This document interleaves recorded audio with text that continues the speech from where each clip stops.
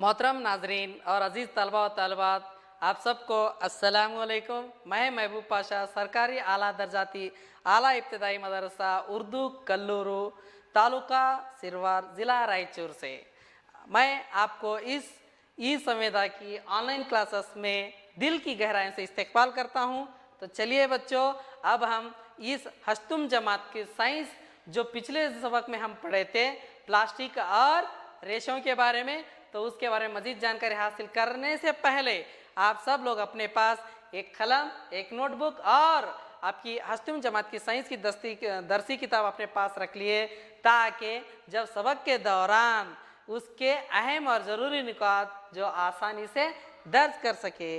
तो चलिए बच्चों, जो पिछली क्लास में हम कुदरती रेशे, मसनवी रेशे और उनके अक़साम के बारे में पढ़ चुके हैं, जैसे कि रेयान, नायलॉन, पॉलिस्टर और एक्रेलिक, और साथ ही साथ हम मसनवी रेशों के खामियां भी जान चुके हैं और उसके खूबियों के बारे में भी पढ़ चुके हैं। तो चलिए, आज का क्लास में इंशाअल्लाह हम प्लास्टिक और प्लास्टिक के अक़साम के बारे में पढ़ेंगे। तो बच्चों तैयार है ना? सब लोग तैयार है ना? ठीक है, नोटबुक और कलम अपने पास रख लेना, भूलिए मत। चलो ठीक है, अब हम क्या करेंगे, प्लास्टिक के बारे में जानकारी हासिल करेंगे। प्लास्टिक भी तालीफी रेशे की तरह एक पॉलीमर है। प्लास्टिक क्या है? जो मसनवी रेशे है, तालीफी रेशे की तरह एक पॉलीमर है। सभी किस्म के प्लास्टिक में, जो भी प्लास्टिक है नहीं, सभी किस्म के प्लास्टिक में इकाइयों की तरतीब एक सा नहीं होती। जो इकाइयों की तरतीब है ना, जो जोड़ने का है ना तरतीब, एक सा नहीं है, नहीं होती। कुछ प्लास्टिक में क्या होता है, तरतीब कतई होती है, यानी कि एक खत्ते मुस्तकीम खत की तरह सीधा होती है, यानी प्लास्टिक की कतई तरतीब कहते हैं। और उसी तरह जबकि कुछ प्लास्टिक में ये क्रॉस लिंक तरतीब में होती है, जैसे दिख रहा है आपको, क्रॉस, ऊपर नीचे क्रॉस लिंक की तरह कुछ खतई तरतीब होते हैं प्लास्टिक, और दूसरे ये क्या है, प्लास्टिक की इकाइयां क्रॉस लिंक की तरह भी होते हैं। तो बच्चों मालूम हो रहा ना, प्लास्टिक भी एक तालीफी रेशे की तरह है जो पॉलीमर है। तो हम प्लास्टिक का जो सामान सभी मुमकिना शक्लों और साइजों में दस्तयाब है। आप लोग तो देखते होंगे आपके घरों में हर एक चीज, बड़ी से बड़ी चीज, टाकी जो हम ऊपर सिंटेक्स लगाते हैं, उस तरह से लेकर छोटी सी छोटी चीज भी मुमकिन जो शक्ल, हमें जिस तरह की शक्ल चाहिए और जिस साइज में चाहिए, हर साइज हर शक्ल में हमें दस्तयाब होते हैं। आप अपने अतराफ देखिए, हर एक चीज प्लास्टिक का ही नजर आता है। वही क्यों, आपका जो स्क्रीन में मैं नजर आ रहा हूं टीवी, वो भी प्लास्टिक की तरह ही तो है। तो हकीकत यह है कि प्लास्टिक को बाआसानी सांचे में ढाला जा सकता है। जो प्लास्टिक को है ना, जिस सांचे में, जिस शक्ल के सांचे में डालते तो उस वही शक्ल दस्तयाब कर लेता है, वही शक्ल रूप ले लेता है, यानी कि उसे किसी भी शक्ल में तब्दील किया जा सकता है। अगर प्लास्टिक को गर्म करने के बाद सांचे में बोतल, पानी की बोतल के सांचे में डालते ही पानी की बोतल का शक्ल लेता है, उसको बकेट की शक्ल में डालते तो प्लास्टिक बकेट का शक्ल ले लेता है, उसे कोई और शक्ल दे दे तो वो भी शक्ल को इख्तियार कर लेता है। और प्लास्टिक की बाज तश्कील की जा सकती है। जो प्लास्टिक है ना, उसको बाज तश्कील की जा सकती है। जब प्लास्टिक का घड़ा हो, प्लास्टिक की बकेट हो, प्लास्टिक का और कुछ कोई चीज हो, जब वो खराब हो जाता है, टूट जाता है, तो क्या कर सकते हैं हम, उसको दोबारा रिसाइक्लिंग, दोबारा इस्तेमाल किया जाता है। उसको गर्म करके, जैसे आप तस्वीर में देख रहे ना, इस तरह गर्म करके उसका फिर से इस्तेमाल की जा सकती है। देखिए, प्लास्टिक कभी खत्म ही नहीं होता, इस तरह से उसको दोबारा गर्म करके पिघला के फिर इस्तेमाल किया जाता है। इसे दोबारा इस्तेमाल किए जाने की वजह से उसे रंग सकते हैं हम, जो पिछला रंग था उसको निकाल के कोई और रंग दे सकते हैं और पिघला सकते हैं। इसे चादर की शक्ल में भी तब्दील किया जा सकता है, यानी कि चादर की शक्ल में चौड़ाई की तरह भी हम तब्दील कर सकते हैं और उसके तार बनाए जा सकते हैं, प्लास्टिक के तार भी बनाए जा सकते हैं। इसीलिए इसके इतने ज्यादा इस्तेमालात है। तो इसीलिए हम क्या करते हैं, अब तो हर एक चीज प्लास्टिक ही प्लास्टिक है, छोटी सी छोटी चीज से लेकर बड़े चीज भी प्लास्टिक के ही है। प्लास्टिक का कैरी बैग है, प्लास्टिक के पेन है, प्लास्टिक की बड़ी बड़ी चीज है। अब प्लास्टिक के बहुत सारे इमारतों की भी तैयार हो रही है। तो क्योंकि प्लास्टिक है नहीं है, रिसाइकलिंग बाज तश्कील की जा सकती है, यानी कि दोबारा इस्तेमाल किया जा सकता है। इसे दूसरे रंग में ले सकते, खराब होने के बाद दूसरे उसको पिघला सकते और चादर की शक्ल भी ले सकते और तार भी बना सकते हैं। तो इसीलिए क्या करते हैं, हम प्लास्टिक को इतना ज्यादा इस्तेमाल करते हैं। दिख रहा है ना आपको पिघला कर कैसे इस्तेमाल कर रहे हैं।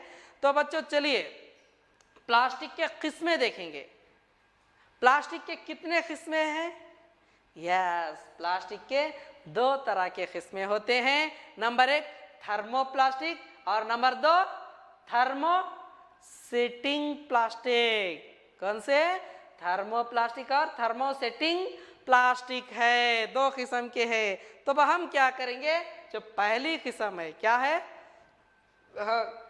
थर्मोप्लास्टिक।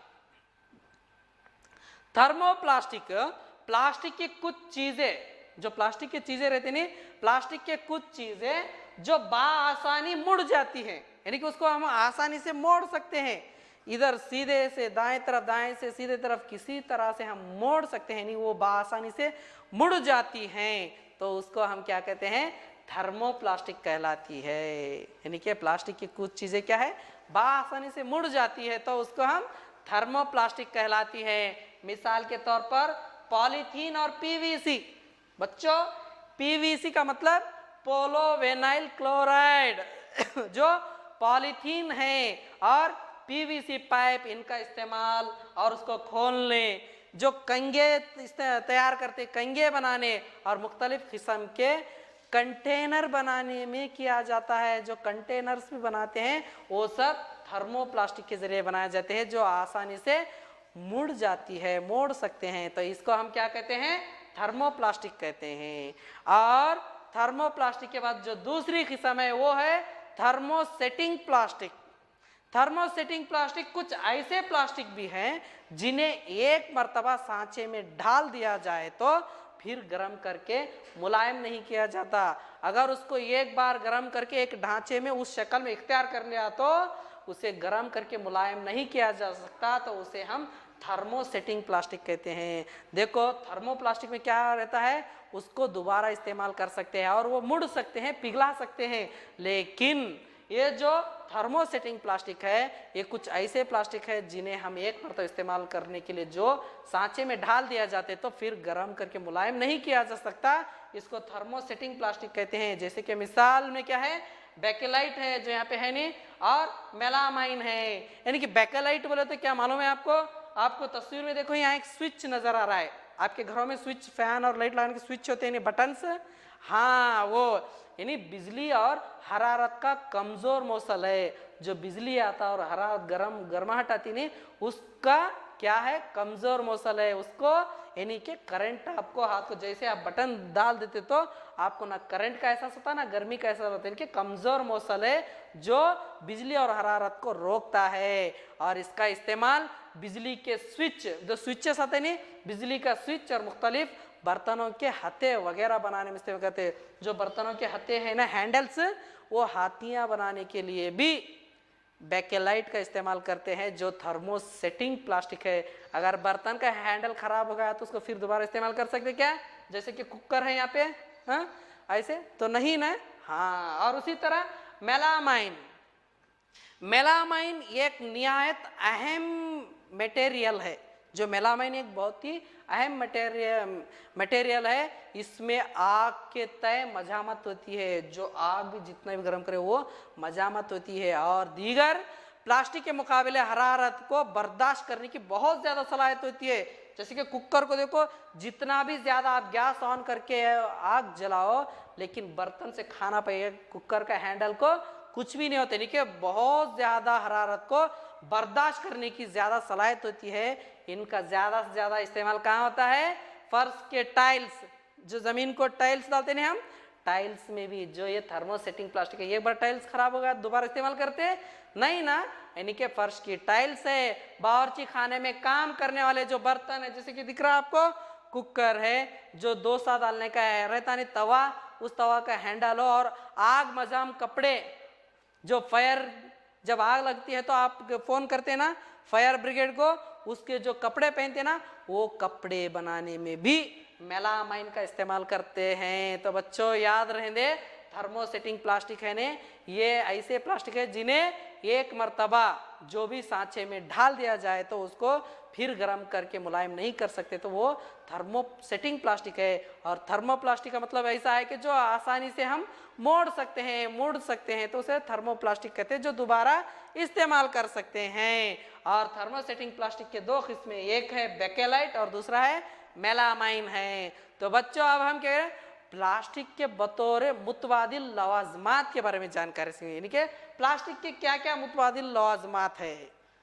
सोचिए आज अगर हम किसी गिजाई शय, आज हम क्या है किसी गिजाई शय, पानी, दूध, अचार या तो खुश्क गिजा की जखीरा साजी करने के लिए, यानी कि हम क्या करते हैं कोई गिजाई शय, यानी कि जो भी हो, रोटी चावल दाल ऐसी गिजाई शय हो, पानी हो, दूध हो, अचार, जैसे खुश्क गिजा जो भी हो, सूखी गिजा है नहीं, जो भी दाल गील हर एक चीज जखीरा साजी करने के बारे में सोचे तो किस में हम उसको निकाल के रख सकते, जखीरा कर सकते, सीधा प्लास्टिक के बर्तन सबसे बेहतर मुतबादिल नजर आते हैं।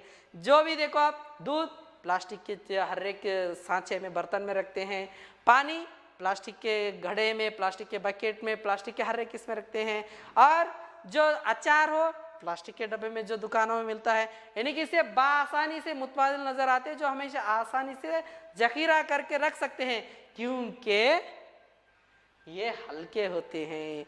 अगर वो चीज की वजन और उसी के साथ उस बर्तन का वजन ज्यादा हो जाता है, प्लास्टिक तो हल्के होते हैं, लचकदार होते हैं, और कीमत भी कम होती है, बहुत कम कीमत होती है प्लास्टिक की। और प्लास्टिक को नीचे गिराया जाए तो टूट नहीं जाते हैं, यानी मजबूत होते हैं, और उनका इस्तेमाल भी आसान है, आसानी से इस्तेमाल कर सकते हैं, उससे कोई ज्यादा नुकसान नहीं होता कि कुछ हो जाए।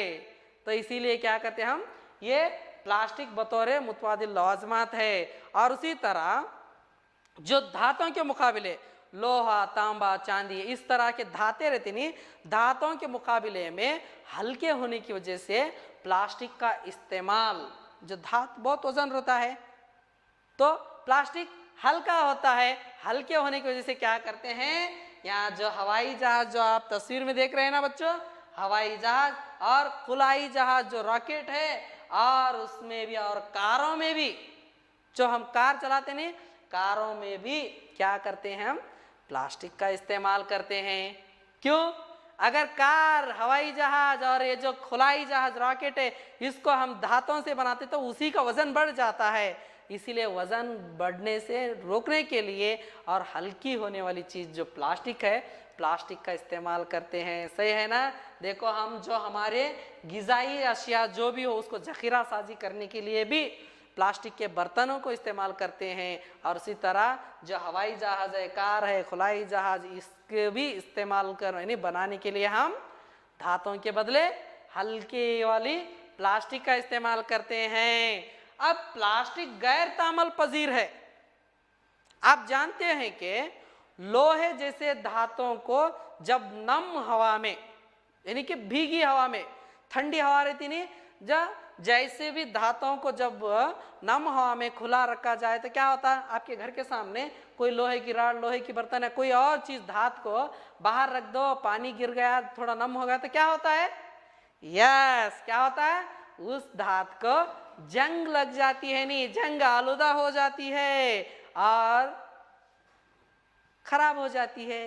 लेकिन ये जो प्लास्टिक, हाँ प्लास्टिक क्या है, पानी और हवा से तामुल नहीं करते, यानी कि प्लास्टिक ऊपर कितना भी पानी गिरे दे, प्लास्टिक अपनी शक्ल को बदलता नहीं, उसका कोई तामल नहीं, मिलावट नहीं होता है। लेकिन लोहे के ऊपर, चांदी के ऊपर और दीगर धातुओं के ऊपर जैसे ही पानी गिरता है तो उसकी असलियत बदल जाती है, लेकिन प्लास्टिक की असलियत नहीं बदलती। उनका आसानी से ताकल भी नहीं होता है, इसीलिए इनका इस्तेमाल कीमियाई अशिया समेत कीमियाई अशिया के साथ मुख्तलिफ किस्म के चीज़ों को जखीरा करने के लिए भी किया जाता है। देखिए, जो हम तजुर्बे करते हैं उसके कीमियाई अशिया की जखीरा करने के लिए भी प्लास्टिक का इस्तेमाल करते हैं। आप सबको पता है ना बच्चों, जब आप 8th के हैं, आप बहुत सारे साइंसी तजुर्बे करते रहते हैं, तो तब हमें ज़्यादा से ज़्यादा प्लास्टिक के चीज़ें ही नज़र आते हैं जो आसान है, कोई तामल नहीं करते और ताकल भी नहीं होते हैं। सही है ना बच्चों? तो चलिए अब हम क्या है, प्लास्टिक हल्का, मजबूत और पायदार है। क्या है? प्लास्टिक हल्का, मजबूत और पायदार है, यानी कि प्लास्टिक का इस्तेमाल मुख्तलिफ कामों में किया जाता है। प्लास्टिक का इस्तेमाल क्या है? मुख्तलिफ कामों में किया जाता है, क्योंकि प्लास्टिक बहुत हल्का, मजबूत और पायदार होता है। देखिए बच्चों, प्लास्टिक हल्का, मजबूत और पायदार रहने की वजह से प्लास्टिक का इस्तेमाल क्या होता है, मुख्तलिफ कामों में करते हैं, क्योंकि वो हल्का है, मजबूत है और पायदार है। नेज उसे मुख्तलिफ शक्लों में ढाला जा सकता है। इसको दूसरी सी शक्लों में देखिए, चेयर है, कुर्सी है, बकेट है, कोई जग है, ग्लास है, बच्चों के खिलौने हैं, इन सब में भी हम ढाल सकते हैं। तो प्लास्टिक बहुत ही इस्तेमाल होने वाली चीज़ है। प्लास्टिक आम तौर से, ये जो प्लास्टिक है ना, आम तौर से धातुओं के मुकाबले में ज़्यादा सस्ते होते हैं। अगर चेयर आप लोहे की लेते तो कितना महंगा होता है, वही प्लास्टिक के 150-200 के अंदर जाता है, तो धातुओं के मुकाबले में ज़्यादा होते हैं प्लास्टिक। तो इसीलिए प्लास्टिक आसान से मिलते हैं, जो शक्ल चाहे उस शक्ल में ढाल सकते हैं। घरों और सनतों में इसका इस्तेमाल बड़े पैमाने पर किया जाता है। घरों में और सनतों में क्या है, इसका इस्तेमाल बड़े पैमानों में किया जाता है। जो हम घर में रहते नहीं, हर एक चीज़ जो भी हो, छोटी हो या बड़ी हो, हर चीज़ प्लास्टिक के होते हैं। और सनतों में यानी फैक्ट्रियों में भी इसका इस्तेमाल ज़्यादा होता है। देखिए फैक्ट्रियों में देखते ना आप, पाइपलाइन्स हो, वो ये हर एक चीज़ ज़्यादा से ज़्यादा होते हैं। सही है ना बच्चों? अच्छा ठीक है, अब प्लास्टिक खराब या कमज़ोर मौसल है। प्लास्टिक क्या है? खराब या कमज़ोर मौसल है। आपको तो मालूम है ना कमज़ोर मौसल के बारे में? हाँ, आपने पढ़ा है कि प्लास्टिक हरारत और बिजली के खराब मौसल है। प्लास्टिक क्या है? हरारत और बिजली, जो हरारत और बिजली है ना, उसके खराब मौसल है, उसको रोकती है। और इसीलिए बिजली की तार, जो बिजली की तार है ना, तार प्लास्टिक से ढके रहते हैं। बिजली के तार प्लास्टिक से ढके रहते हैं ताकि उससे कोई बिजली या हरारत नजर ना आए। और पीच कस के हत्थे प्लास्टिक से बने होते हैं। जो भी इस तरह है ना, उसके हैंडल्स हत्थे हैं, ये भी प्लास्टिक से बने होते हैं। खाना पकाने के बर्तनों के पत्ते भी प्लास्टिक से बने होते हैं। जो खाना बनाते ना हम, खाना पकाने के जो भी हत्थे होते हैं वो प्लास्टिक से बनते हैं। जैसे आप बावर्ची खाने में देखे होंगे, कुकर हो, डोसे का हैंडल हो, और जो आप अंडे से आमलेट डाल लेते नहीं, आमलेट का सेट हो, हर एक भी हम क्या है, प्लास्टिक से बने होते हैं। तो बच्चों, प्लास्टिक के दीगर इस्तेमालात, प्लास्टिक का इस्तेमाल निगहदाश्त सेहत यानी कि हेल्थ केयर में, जो हम डॉक्टर्स मेडिकल बोलते नहीं, प्लास्टिक का इस्तेमाल ज़्यादा से ज़्यादा निगहदाश्त सेहत यानी हेल्थ केयर में बड़े पैमाने पर किया जाता है। बहुत ही बड़े पैमाने पर किया जाता है। मसलन दवाई की गोलियों की पैकिंग, जो दवाई की गोलियां रहते हैं, उस गोलियां की पैकिंग में जख्मों के सीने के लिए धागे, जो जख्म हुए रहते हैं ऑपरेशन के रहते हैं, उसको सीने के लिए धागे, सिरिंज जो इंजेक्शन करते हैं ना, दिख रहा है आपको यहाँ, जो सिरिंज के लिए, और डॉक्टरों के दस्ताने और मुख्तलिफ किस्म के तिब्बी आलात के लिए भी प्लास्टिक इस्तेमाल करते हैं। देखिए बच्चों, यहाँ पे डॉक्टर जो ग्लव्स, हैंड ग्लव्स इस्तेमाल कर रहे हैं ऑपरेशन के दौरान, ये भी प्लास्टिक के होते हैं। जो सिरिंज है ये भी प्लास्टिक है, और जो गोलियां हैं, यस, गोलियों का पैकिंग करने के लिए दिख रहा है आपको, ये भी प्लास्टिक से इस्तेमाल किए जाते हैं। और जो भी जख्म हो, ऑपरेशन हो, उसको सीने के जो धागे होते हैं वो भी प्लास्टिक से तैयार किए जाते हैं। तो प्लास्टिक क्या है, बहुत ही इस्तेमाल की चीज है, सही है ना बच्चों। तो अब यहाँ देखिए आप, टेफ्लॉन दिख रहा है आप यहाँ, टेफ्लॉन एक मखसूस किस्म का प्लास्टिक है। टेफ्लॉन जो आप घर में देख रहे हैं ना ये सेट, हाँ, टेफ्लॉन एक मखसूस किस्म का प्लास्टिक है जिस पर तेल या पानी चिपकता नहीं। इसके ऊपर आप अपने बावर्ची खाने में है ना टेफ्लॉन, हाँ, इसके ऊपर अगर आप तेल डालते तो वो तेल हो या पानी बिल्कुल चिपकता नहीं है, वो पकड़ता ही नहीं है। इसका इस्तेमाल खाना पकाने के बर्तनों में ना चिपकने वाली चढ़ा देते हैं, जो वो तेल ना पकड़ने के लिए क्या करते हैं, हम इसको चढ़ा देते हैं। सही है ना बच्चों? अच्छा ठीक है। तो बच्चों अब हम क्या करें, फायर प्रूफ प्लास्टिक देख रहे हैं ना आप, यहाँ क्या है, यहाँ एक यूनिफॉर्म है, कौन सा, जहां पर आग लगता है, आग लग रहा है ना, जब आग लगता है तो उसको बुझाने के लिए एक फायरमैन आता है, हाँ, जो फायर प्रूफ प्लास्टिक कहलाता है। आग बुझाने वाले लोग जो फायरमैन है नी, उनकी यूनिफॉर्म पर मेलामाइन की परत चढ़ी होती है। इनके ऊपर क्या है, मेलामाइन की परत चढ़ी होती है, जो उसे फायर प्रूफ बना देती है, जो आग उन्हें लगती नहीं है। देखिए कैसा है प्लास्टिक, प्लास्टिक खुद पिघलाता है, लेकिन फायर प्रूफ प्लास्टिक भी होता है, जो आग बुझाने वाले लोग, जो फायरमैन इस्तेमाल करते हैं, उससे फायर प्रूफ बना देती है, जो आग उनको लगती भी नहीं है। क्या बात है। चलो बच्चों, प्लास्टिक और माहौल। जब हम बाजार जाते हैं, हम लोग बाजार जाते हैं, तो हमें आम तौर से प्लास्टिक या तो पॉलीथीन में लपेटी हुई चीजें मिलती है। हमेशा हमें क्या मिलती है, प्लास्टिक मिलती है और पॉलीथीन में लपेटी हुई बहुत सारे चीजें जो हमें हमेशा बाजार में दस्तयाब होते हैं। कहीं भी नजर डालो आप, चाहे बाजार हो, सिटी हो या तो कोई और मोहल्ला हो, हमें सिर्फ और सिर्फ क्या नजर आता है, कूड़ा कचरे की तरह प्लास्टिक और पॉलीथीन में लपेटी हुई चीजें मिलती हैं। यही एक वजह है कि हमारे घरों में प्लास्टिक का कचरा जमा होता रहता है। वही प्लास्टिक लाके हम क्या करते हैं, अपने घरों में जमा करते हैं, जिसकी वजह से प्लास्टिक का कचरा बेहिसाब जमा होता है। अब आप ही सोचिए, आपके घर में कितना है प्लास्टिक का कचरा, बेहिसाब जमा करते रहते हैं।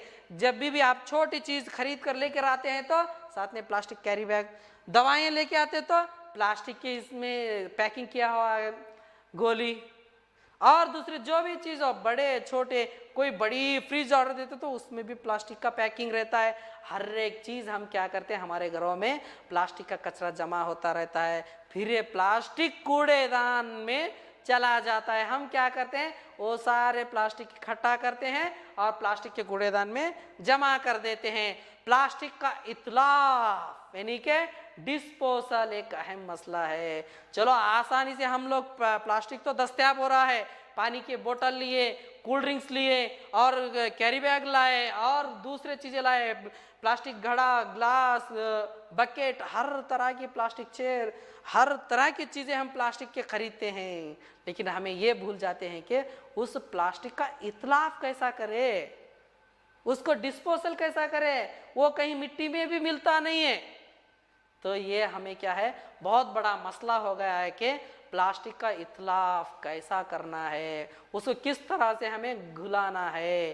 क्या वो चीज़, देखिए आप अपने घरों के सामने हो, कहीं और जगह पर हो, मिट्टी में मिला हुआ प्लास्टिक कितना दिनों तक रहने के बावजूद भी वो मिलता नहीं है, घुलता नहीं है। अगर दूसरी और चीज़ है, जैसे कि लकड़ी हो, दूसरी चीज़ हो, गोबर हो, वो सब मिट्टी में मिलते ही मिट्टी की तरह मिल जाते हैं, लेकिन प्लास्टिक मिलता नहीं है। इसीलिए हमें क्या है, प्लास्टिक का इस्तेमाल आसानी से हो रहा है और हम क्या कर रहे हैं, बआसानी प्लास्टिकों का इस्तेमाल करते हैं, प्लास्टिक के कूड़े बनाते हैं और प्लास्टिक के कूड़ों को घरों के बाहर प्लास्टिक कूड़ेदान में जमा कर देते हैं। लेकिन प्लास्टिक का इतलाफ बहुत बड़ा मसला हो गया है। इसीलिए बच्चों प्लास्टिक को कम इस्तेमाल करना बहुत जरूरी है।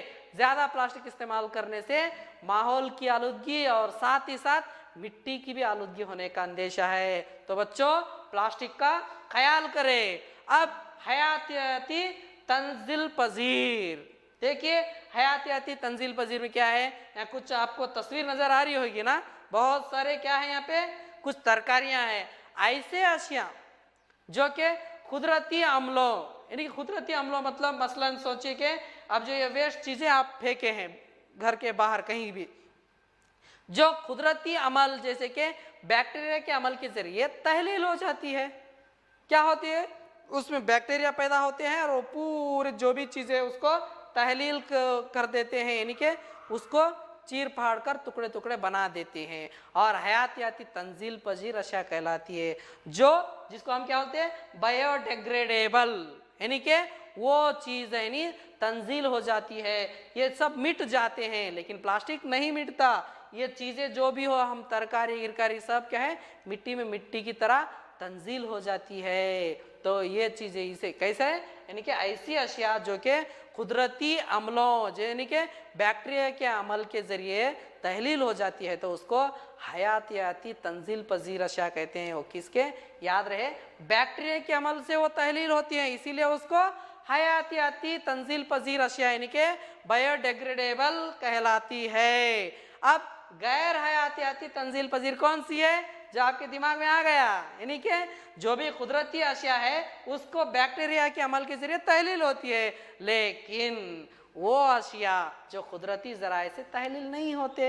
अब जो प्लास्टिक के चीजें हैं जो भी है, ये इन चीजों को बैक्टीरिया अमल नहीं करते, तो वो अशिया जो कुदरती जराए से तहलील नहीं हो पाते हैं, गैर हयातियाती तंजील पजीर अशिया कहलाती है। देखिए बच्चों, देखो इस तरह से इस्तेमाल करने से ये जो कचरे का कचरा ही रहता है, लेकिन कचरा तब्दील नहीं होता।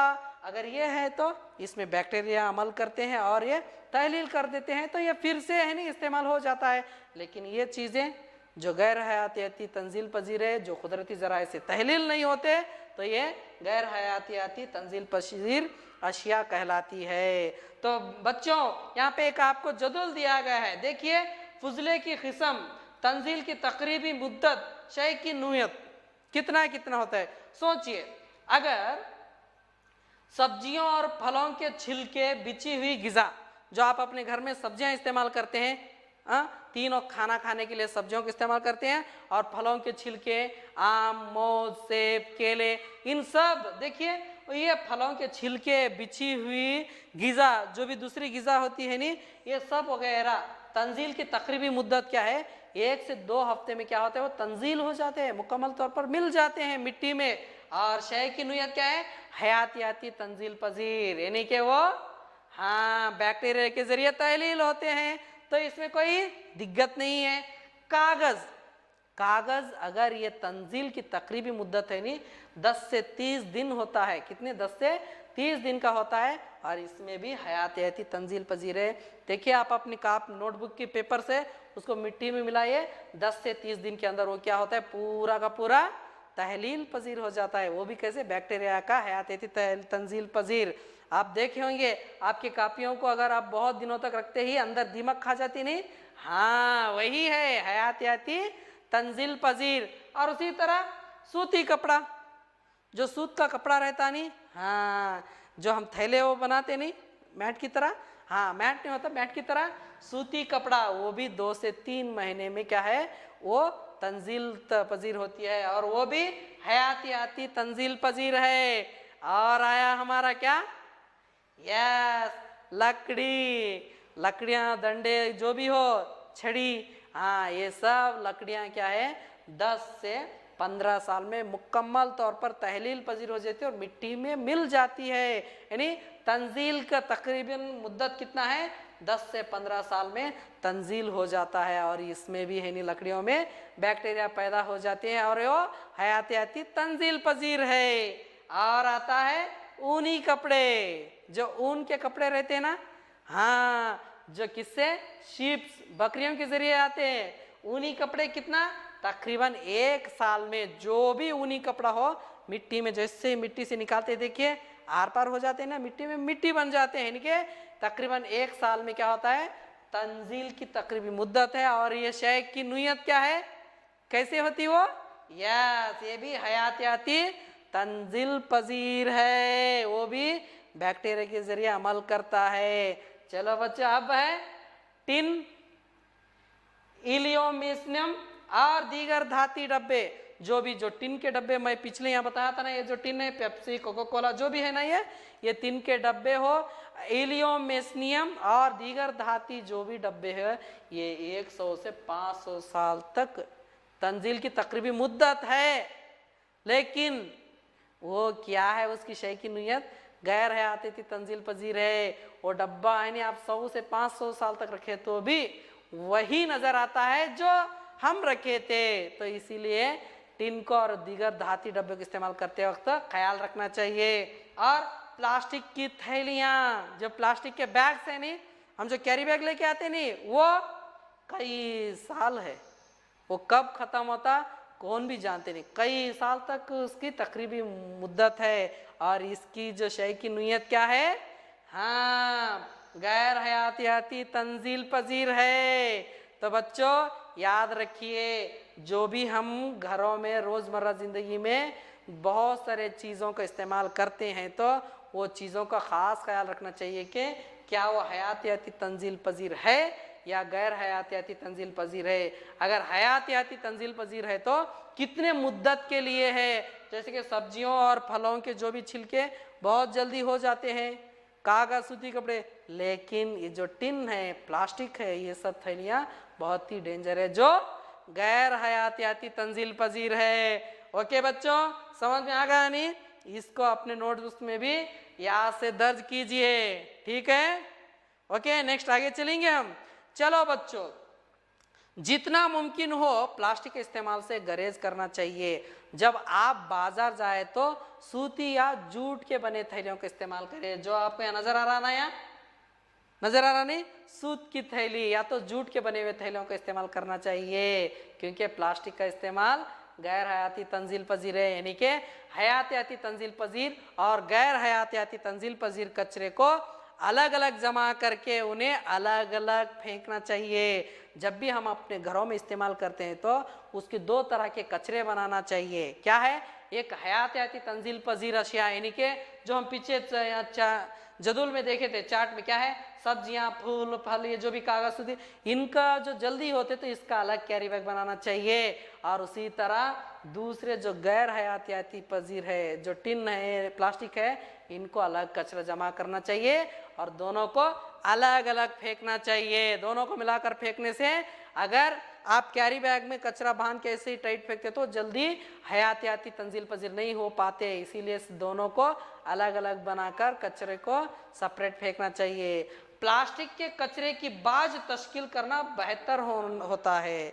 जो प्लास्टिक रहते नहीं, उसके कचरे की बाज तश्कील, जो भी प्लास्टिक, उसको अच्छी तरह से इकट्ठा करके रखना और उसको जमा करके क्या करना है, बाज तश्कील करना है। क्योंकि प्लास्टिक को बाज तश्कील कर सकते बोले ना, पिघला कर, हाँ, तो उसको भी बाज तश्कील रिसाइकल करना बेहतर होता है। और उसी के साथ एक जिम्मेदार शहरी होने के नाते मैं और आप सब लोग और सारे हिंदुस्तान के शहरी एक जिम्मेदारी के साथ हमें क्या करना चाहिए, 5R दिख रहा आपको यहाँ, 5R उसूल को जहन में रखना चाहिए। यानी कि 5R का मतलब क्या है, नंबर 1 पहला R है कम इस्तेमाल, क्या करना है, कम इस्तेमाल करना, रिड्यूस करना है। दूसरा रीयूज करना है, यानी कि दोबारा इस्तेमाल करना है। सबसे पहले वो गैर तंजील पजीर अशिया है, कहते हैं हम उसको क्या करना है, कम इस्तेमाल करना है, यानी कि रिड्यूस करना है। अगर यूज किए तो उसको फिर क्या करना है, इकट्ठा करके बाज तश्कील के लिए देना, यानी कि दोबारा इस्तेमाल करना चाहिए। और तीसरा आर है, क्या है, वो बाज तश्कील करना है, यानी कि उसको रिसाइकल करना है। और उसके बाद में उसकी क्या करना है, बाज यानी कि रिकवर करना है। और आखिर को इनकार करना बहुत जरूरी है, यानी कि रेफ्यूज करना है और उसको इनकार करके क्या इस्तेमाल करना है, सूती या जूट के बने हुए चीजों को इस्तेमाल करना बहुत जरूरी है। ठीक है बच्चों, तो ये 5R का उसूल याद है ना, 5R means reduce, reuse, recycle, recover and refuge है। ओके बच्चों, आपको समझ में आ रहा है ना मैं बोल रहा हूँ? यस, ये बहुत बहुत जरूरी है कि 5R के इस्तेमाल से हम प्लास्टिक का इस्तेमाल करें तो हम अपनी दुनिया में हयातियाती अशिया को ज्यादा बरकरार रख सकते हैं। तो बच्चों अब हम क्या रिकैपिटलाइजेशन करेंगे कि इख्तियार क्या क्या पढ़े अभी तक आपने। प्लास्टिक भी तालिफी रेशे की तरह एक पॉलीमर है। ये प्लास्टिक क्या है? एक पॉलीमर है जो तालिफी रेशे की तरह है। प्लास्टिक की किसी भी शक्ल में तब्दील किया जा सकता। प्लास्टिक को एक शक्ल नहीं, जिस ढांचे में डालो, जिस तरह रखो, प्लास्टिक को हर शक्ल में तब्दील किया जा सकता है। प्लास्टिक की बाज तश्कील की जा सकती है और उसे दोबारा इस्तेमाल किया जाता है। और प्लास्टिक की कुछ चीजें जो बाआसानी मुड़ जाती है तो उसे थर्मोप्लास्टिक कहलाती है, जो हम पढ़े मिसाल के तौर पर पॉलीथीन और पीवीसी वगैरह यानी पाइप्स है।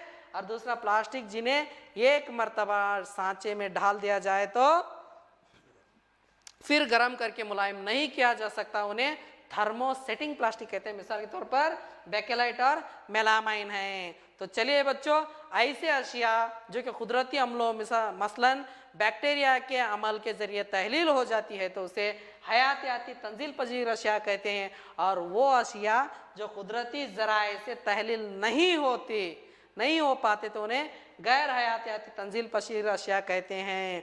तो बच्चों अब हम क्या करेंगे, अभी तक आपने जो भी सबक को समाप्त फरमाई उसकी कुछ जांच और तश्कील करेंगे। तैयार है? सो लेट्स फर्स्ट क्वेश्चन क्या है? थर्मोप्लास्टिक किसे कहते हैं? किसे कहते हैं थर्मोप्लास्टिक? यस, बिल्कुल सही जवाब। क्या है? प्लास्टिक की कुछ चीजें जो आसानी से मुड़ जाती है तो उसे हम थर्मोप्लास्टिक कहते हैं। वेरी गुड, बहुत खूब, होशियार है। दूसरा सवाल, थर्मोसेटिंग प्लास्टिक किसे कहते हैं? यस, अभी मैं जो सुना है, यस यस, बिल्कुल सही जवाब। प्लास्टिक जिन्हें एक मर्तबा सांचे में ढाल जाए तो फिर गर्म करके मुलायम नहीं किया जा सकता तो उन्हें थर्मोसेटिंग प्लास्टिक कहते हैं। वेरी गुड, माशाअल्लाह, बहुत सही जवाब। और तीसरा सवाल है, हयातियाती तंजील पजीर और गैर हयातियाती तंजील पजीर में फर्क लिखिए। हयातियाती तंजील पजीर यानी कि ऐसी अशिया जो कुदरती अमल, देखिए हयातियाती क्या है? ऐसी अशिया जो कि कुदरती अमलों मसलन बैक्टीरिया के अमल के जरिए तहलील हो जाते तो उसे हयातियाती तंजील पजीर अशिया कहते हैं। और गैर हयातियाती क्या है? यस, वो अशिया जो कुदरती जराए से तहलील नहीं हो पाते उन्हें गैर हयातियाती तंजील पजीर अशिया कहते हैं। समझ में आ गया ना बच्चों? तो चलिए बच्चों, अभी तक आपने जो प्लास्टिक और रेशे के बारे में सबक को बहुत ही खामोशी के साथ समाप्त फरमाई। मैं महबूब पाशा जो उर्दू कल्लूर स्कूल से रायचूर डिस्ट्रिक्ट से हूँ। इंशाअल्लाह अगले लेसन में मिलेंगे। शुक्रिया, अल्लाह हाफिज़।